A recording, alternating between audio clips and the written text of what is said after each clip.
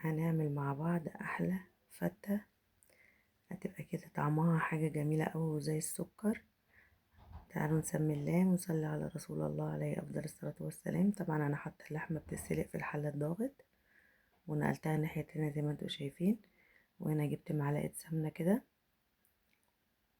عشان هعمل الصلصة اللي بالخل والثوم. نزلت بشوية توم كده دقاهم،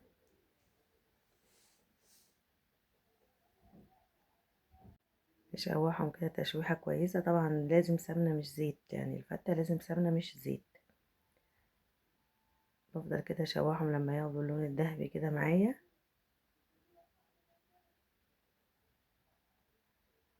زي ما انتوا شايفين كده.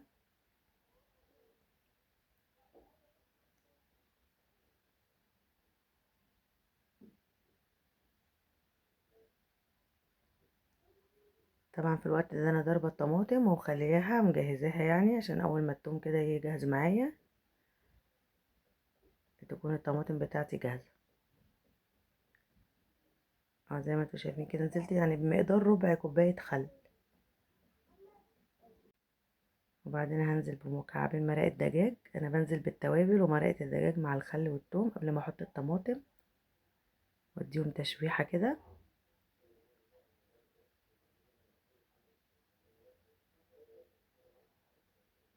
احط بقى فلفل اسود، نص معلقه كده فلفل اسود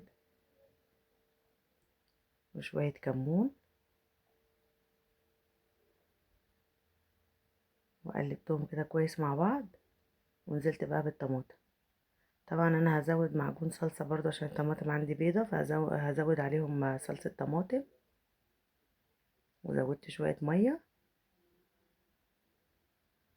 وحطيت طبعا الملح. وهنزل اهو بالطماطم الصلصة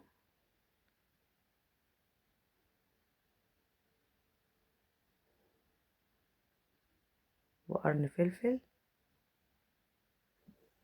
حطيته مقفول عشان ما يعملش طعم بس يدي ريحة كده، حطيته مقفول وهسيبها بقى تتسبك. وهنا بقى جبت معلقة سمنة برضو عشان نعمل بقى الرز الابيض بتاع الفتة.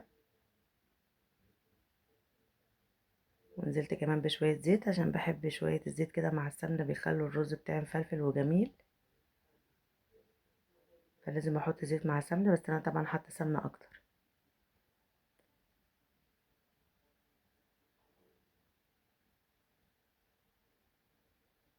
وطبعا غسله الرز ومصفياه كويس من الميه ونزلت بيه زي ما انتوا شايفين كده. هنشوحه طبعا شويه مع الملح.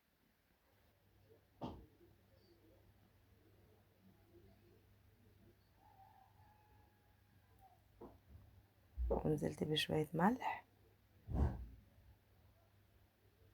ورشه حبهان بودر. هديهم تقليبه كده مع بعض، بس بشوحه كده شويه زي ما انتوا شايفين عشان يتشرب من السمنه والزيت. وحطيت ورق لوري.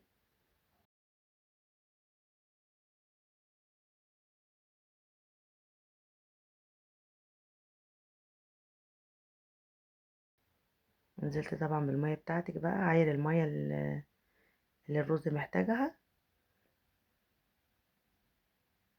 وبس كده تمام قوي. ظبطت ميتي وخلاص كده كويس. سيبه بقى يستوي. وهنا بقى ايه شويه زيت كده مع معلقه سمنه.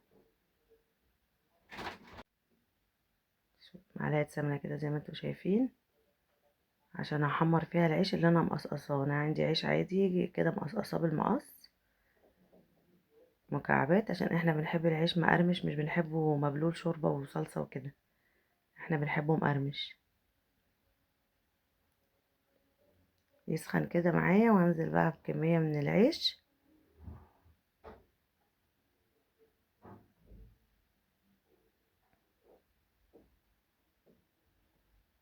يتحمر كده معايا، ما بياخدش وقت خالص، بيتحمر بسرعه قوي.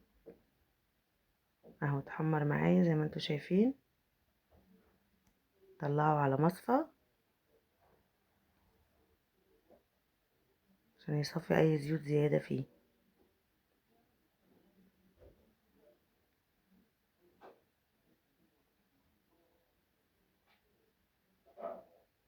نحط الكمية اللي باقية معانا.